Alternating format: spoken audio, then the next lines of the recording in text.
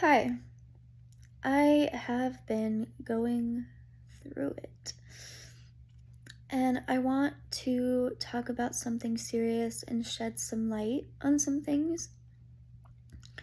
So, this is a trigger warning. Um, what I am about to say involves the topic of suicide. Um, so, enter at your own risk. I know that this would have helped me so much any of the times that I felt that way, um, to even just know myself, but to see from other people. So, I want to talk about trauma, PTSD. I'm not going to talk about my trauma right now, but I want to talk about the after effects of said traumatic events, which caused the PTSD. I want to talk about the times that I felt suicidal, the times that there were suicidal ideations, etc. The first time in my conscious memory that I remember feeling suicidal was when I was about 11 or 12. I just was always a sad kid, apparently. I was also happy, but I was also pretty sad. And I didn't realize until way later in life that that was depression. And so when I first had that ideation that I remember when I was 11 or 12, I just remember thinking very heavily, very strongly that my family was happier without me, that they would be better off if I didn't exist anymore, that they probably wouldn't have even noticed. And it wasn't until later in life, like even semi-recently, that I realized that that's not, that's not great. Bear with me. I'm laughing about all of this. If that triggers you also, I'm sorry, I'm going through it. If that triggers you also, completely understandable. I would suggest you stop because I can't control it sometimes. So that was kind of the first. I was not really consciously aware of the more, like of the times like throughout high school and whatnot. I do know that I was definitely depressed and that was, triggered by a lot of things also, and there were some self-harm tendencies, and at the time I didn't even realize that that's what they were. I would hear about those that were suffering from self-harm and depression, and people would just just dismiss that and say, oh, well, they're crazy, they just want attention, blah, blah, blah. And I remember thinking that, like, that was never going to be me. Well, little known fact that happened, either, like, between sophomore year and senior year, somewhere along those lines, there were some breakups I was going through. Well, one breakup at a time, but, and it was bad. And I was really sad, but I realize now that I wasn't just sad, like I was depressed. Like it triggered a depression, like intense sadness, and just so I turned to what I didn't realize was self-harm. And I don't know if I want to go through the details, but I would do it in the classroom. And I think it looked like I was just doodling on myself, so I don't think anybody would have even noticed or realized. Sorry, my hands are shaky. And it wasn't until sometime later that I realized that I liked it and that I wanted more, and then that's when something clicked, that something was not really normal there. And I hesitate to use the word normal, but let's just say average, mainstream, healthy, I guess. And it wasn't until I was out of high school that the self-harm progressed. And I think it was out of high school when I started to think solidly, like, man, I'm depressed. I have been depressed. I'm not just sad from breakups. It's not it. It's not. There is something deeper. And I just remember thinking, I can't do this. This is ridiculous. This is what life has to offer me. And because not only was I depressed, but it bled into every single area of my life. Everything sucked. I mean, even the things that didn't suck, even the things that were great, nothing was worth it. Everything sucked. The world was awful, and it is. But, I mean, truly to the point where I didn't want to exist in it anymore. And that feeling just got worse and worse and worse and worse. And,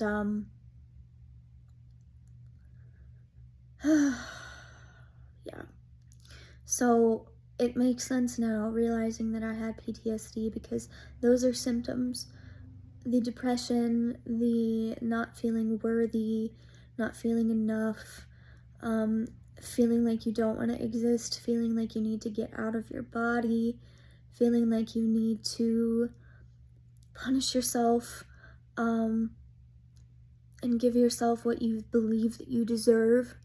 And just, it's really awful. And I had no idea that PTSD was causing that. I have been diagnosed with mood disorders, and I do think that they stand. Mostly, it has been PTSD, and I had no idea that that was a symptom. I mean, I guess experiencing the trauma would make sense that that was a symptom, but the hidden, unknown trauma from PTSD, like how PTSD shows itself, presents itself, whether you knew you went through trauma or not, and it really does just bleed into every aspect of your life, and you just don't, and I didn't feel worthy. I didn't feel like anybody could love me, but at the same time, I needed it. I needed the love. I needed the validation. And then I would get down on myself for quote-unquote needing attention. And, the worse I got, the less people really understood. And the more and more, I just didn't want to exist. And I would tell people that, like, we would talk about afterlife, and I would just say, I hope there is nothing. I hope there's nothing. I just don't want to exist anymore after this. Like, I don't just, want to be dead. I don't want to exist. And I, remember I don't know. I remember wishing that my parents had aborted me. That's kind of heavy. Maybe I should have trigger warned that specific part, but I mean, yes, it goes into suicidal ideations, to not feeling enough, to hating life so much that you just don't want to be part of it. You end up wishing that, I ended up wishing that I just wish that they would have aborted me, especially because there were not good times. I mean, don't get me wrong, like, now I have been doing work, and I'm starting to realize that I love life and I want to live life. It's just hard, especially when you have PTSD triggers, which is what I'm realizing I've been going through, and I'm going through now. And just, sometimes there are those fleeting thoughts, and they seem intrusive, and then sometimes they're really deep. They're really deep. And Sometimes you have to do what you have to do to protect yourself. I had to leave my favorite place in the world to protect myself. I had to do lots of things. And so suicide's not a joke. It's not somebody seeking attention. It's not somebody feeling sorry for themselves. It's not selfish. It's not. Can we recognize that family and loved ones will be harmed from this? Yes. It is not selfish in a bad way. I need survivors to know that. And yes, you're a survivor, even if you hadn't made an attempt.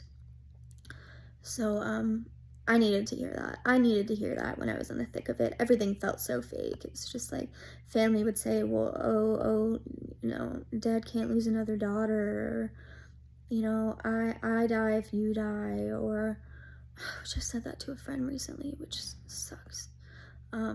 Bad Kindle.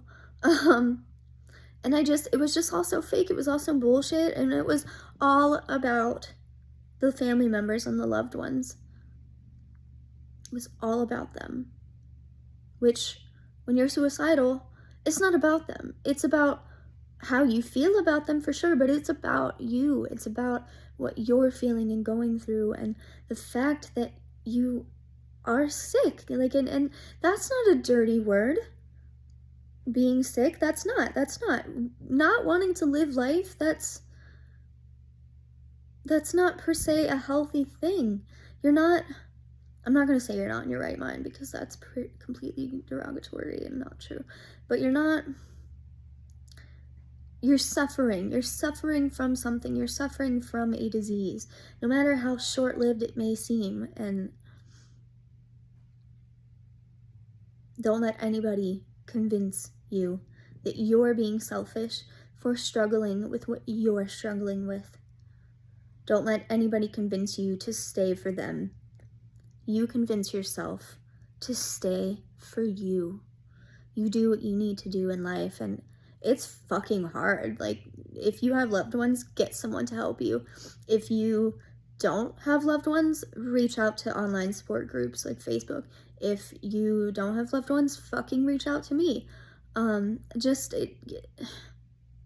what you need to do to save your own life, because that's what it really, really comes down to.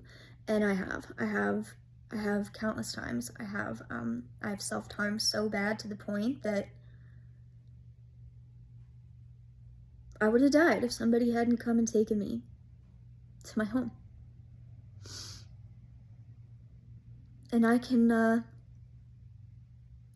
sit here and recognize that. And I feel so dirty about it sometimes, but it's not dirty. I did what I needed to do. Like, I knew that I was going to do something. I knew that something was going to happen. I knew that I was on a downward spiral, and I finally, somebody was able to come get me and take me to where I needed to go.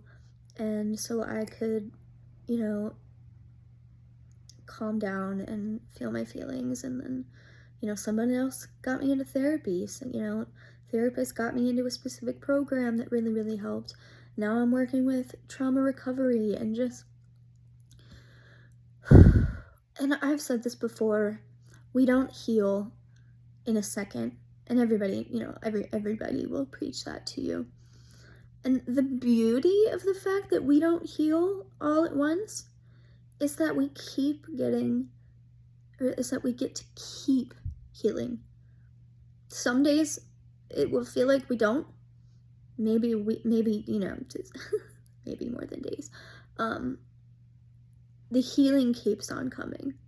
As long as you're standing up for yourself, giving yourself what you need, the healing just keeps on coming. It comes every day. It comes. It never stops. It doesn't. Even when it feels like it stops, it doesn't. It doesn't stop. Any little thing that you do to heal counts. And the fact that you just get to heal all the time, either it be from the same things or from new things that you didn't realize. That's amazing. That's just, to me, that's worth it. To me, taking myself back from my disease, taking myself back from what happened to me, taking charge of my life because I want to, not because anybody else wants me to.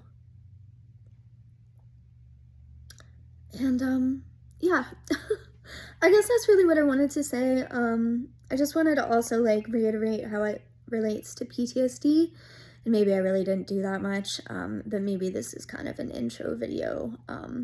But if you are struggling and you are not sure if you went through something traumatic, there are oftentimes those with PTSD get labeled as like they have other disorders, and you know, vice versa, but still, and if like, I think trauma is so important to work on. It's so important. Whether you know it's there or not, your body knows it's there. You have symptoms. Your odds of getting a physical illness is increased. Your odds of being depressed super increased. Your suicidal ideation super increased. Your feelings of not enough. Your avoidant urges, which those mean like when either you like something or you don't like something, but you want to avoid it. So like you're procrastinating, and maybe you even give up on it. I didn't know that that was a symptom of PTSD. And I just, yeah, and I never would have thought it would be linked to suicidal ideations and self-harm. So anyways, I hope somebody got something from this. Definitely feel free to comment or reach out to me. I really think this needs to be more of a conversation other than just call a hotline. So, cheers to everyone. Here's to choosing to live.